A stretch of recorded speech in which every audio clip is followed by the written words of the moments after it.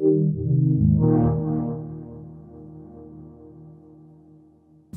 you talk a little bit about the combat in the game and how that works?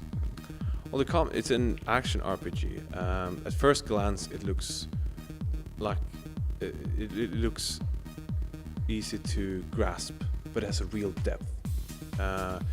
Easy to learn, a challenge to master. It's not hard to master, it's a challenge. And together with the combat magic that we have, like you can use a bit of fire, or you can trap your enemies, or send telekinetic push towards them, and so on. Together with the alchemy that I mentioned previously, you have this wider range of tools to use when you are in combat. So, you know, depending on how you prefer to play, you have a set of tools. So.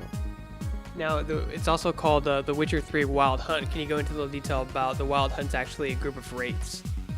Yes, it's a cavalcade of ghastly spectral riders that comes from beyond the veil, and they're searching for the child of prophecy, the girl Ciri, that Geralt is also looking for, and they want to use her for some unknown purpose. So, and they're always, when they're shown in the sky, they're said to foretold coming war and pestilence and so on. So they've always been an omen, a bad omen. So yeah, they're not really a good force, so to speak. If you can say that, they have their motives, they have their reasons, and yeah, I don't want to spoil too much. So did you guys pull any inspiration from fantasy novels, Dungeons and Dragons, anything like that in the game? We take a lot of inspiration from old folk tales, what people used to believe actually existed out in the woods. So when they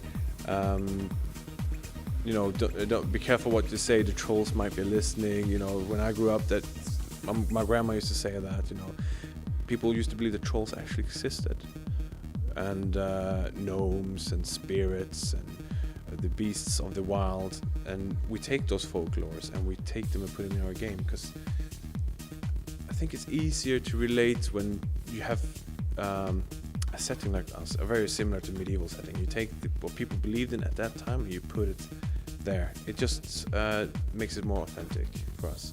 And it's so much to take inspiration from. There's plenty of things people used to believe in.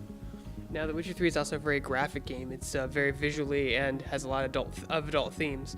Why is that so important, do you think, to put that in games today when so many other gaming companies play it safe and go down for a lower scale demographic?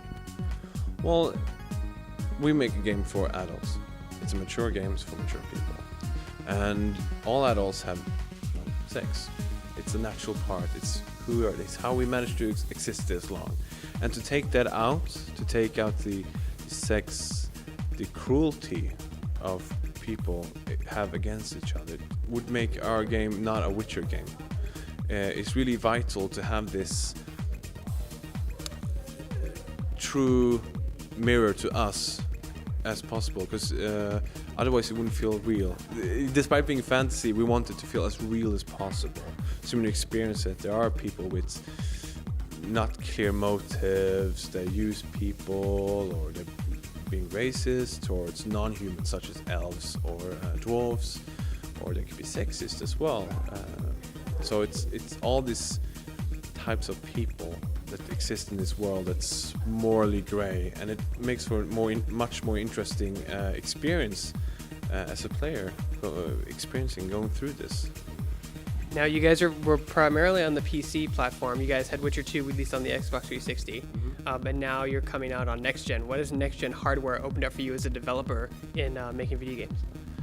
Well, it has allowed us to not hold anything back, because we always wanted to have the Witcher games as a open world, and now we truly have the opportunity to have it with these next gen consoles and PC.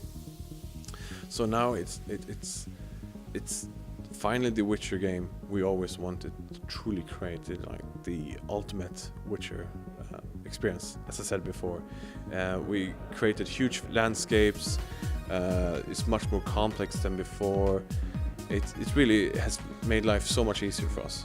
You guys unfortunately delayed it again, but when's the release date for Witcher 3 Wild Hunt? 19th of May. Any reason for our fans you want to give out there why you had to delay it?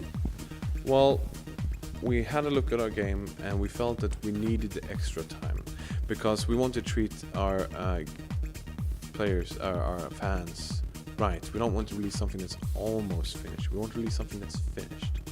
And for us, it's important to treat gamers fairly, because if we don't, it wouldn't be. I wouldn't feel good. I'm a gamer. I love playing games, and if I would pay so much money for a game and then it wouldn't be finished, I would feel ripped off. And for us, it's really important to have a good relation with our fans and newcomers to the series as well. And it's good for us. We want to feel good about what we're releasing to the public. So it's really important for us to just fix these little annoying bugs and then we release the game.